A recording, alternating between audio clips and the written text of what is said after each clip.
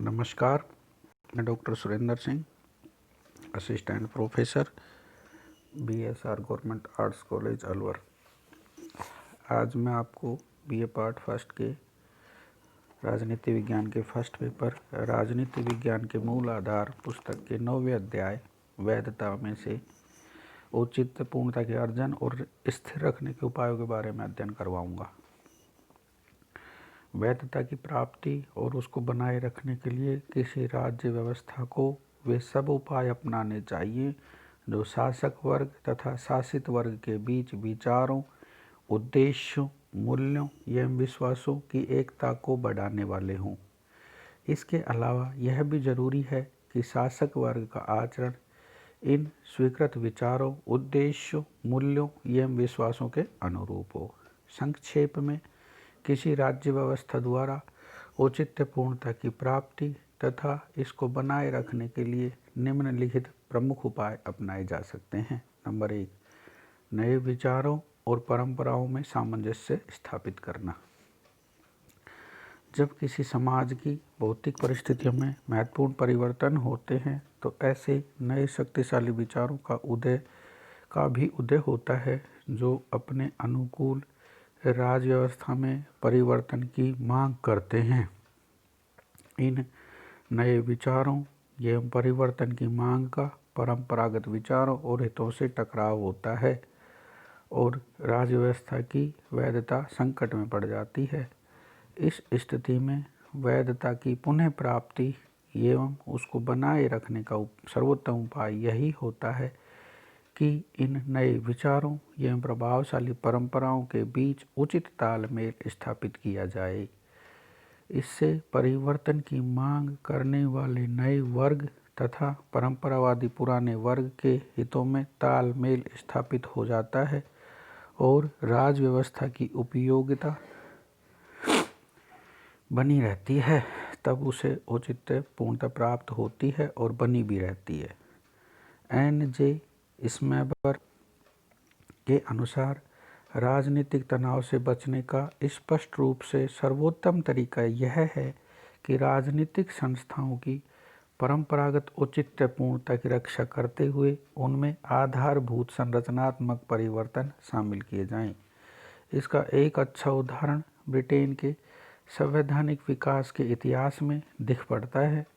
वहाँ की राज्य व्यवस्था में परंपरागत मूल्यों व विचारों के प्रतीक राजतंत्र तथा नए मूल्यों व विचारों से युक्त उदारवादी लोकतंत्र के बीच उचित तालमेल स्थापित किया गया, जिसके परिणाम स्वरूप वहाँ की राज्य व्यवस्था ने मुकुटधारी लोकतंत्र का रूप प्राप्त किया है।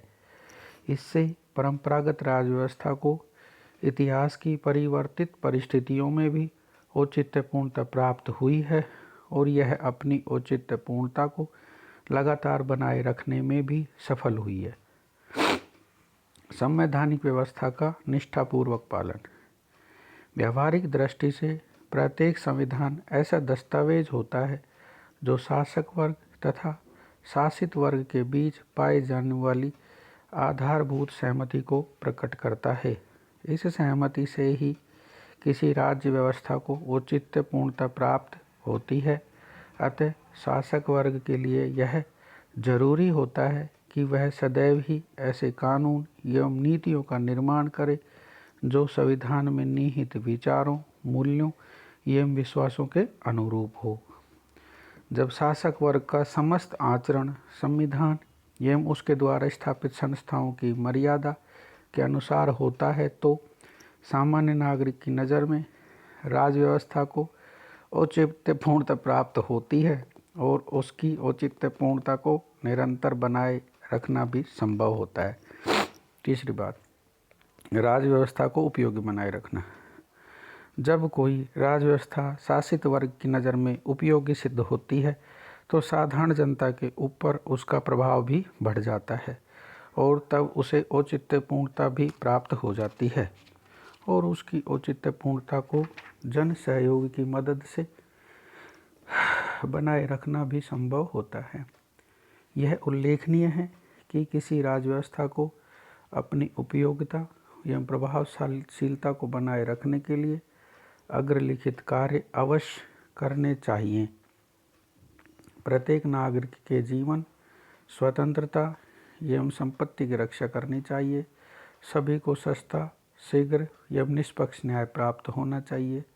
सभी प्रकार के लोक कल्याणकारी कार्य करने चाहिए। सामाजिक न्याय की स्थापना की जानी चाहिए और अल्पसंख्यकों के हितों की भी रक्षा की जानी चाहिए। यह उल्लेखनीय है कि जब राज्य व्यवस्था जनता को उपरोक्त प्रकार से उपयोगी दिख पड़ती है और इसे किसी करिश्मातिक नेतृत्व का सहयोग भी मिल जाता है, तो ऐसी राज्य व्यवस्था में जनता नेतृत्व के आदेशों का स्वेच्छा से पालन करती है। इस स्थिति में राज्य व्यवस्था को न केवल शीघ्रता से औचित्यपूर्णता की प्राप्ति होती है, बल्कि उसकी औचित्यपूर्णता निरंतर बनी रहती है। चौथी बात है लोकतांत्रिक राज्य व्यवस्था के प्रसंग में विशिष्ट उपाय। अन्य राज्य व्यवस्थाओं की तुलना में लोकतांत्रिक राज्य व्यवस्था में औचित्यपूर्णता का विशेष महत्व है। जहां अन्य राज्य व्यवस्थाओं में अप्रत्यक्ष रूप से शासन का आधार जन सहमति को माना जाता है, वहां ही लोकतांत्रिक व्यवस्था में सदैव ही शासन का एकमात्र आधार जन सहमति होता है। अतः लोकतांत्रिक व्यवस्था में औचित्यपूर्णता की प्राप्ति एवं इसे बनाए रखने के लिए विशिष्ट साधनों को अपनाने की जरूरत होती है, जैसे समय समय पर निष्पक्ष और स्वतंत्र आम चुनावों के द्वारा शासन की नीतियों के बारे में जनता की सहमति प्राप्त की जानी चाहिए। दूसरा, जनमत निर्माण के साधन सरकारी हस्तक्षेप से मुक्त रखे जाने चाहिए। तीसरा, सत्ता का यथासंभव विकेंद्रीकरण किया जाना चाहिए। तथा चौथी बात है सैनिक सत्ता या राष्ट्रीय सेना को राजनीतिक निर्माण प्रक्रिया में हस्तक्षेप का अधिकार नहीं होना चाहिए, अपितु सैनिक सत्ता को सदैव ही राजनीतिक सत्ता के अधीन होना चाहिए। धन्यवाद।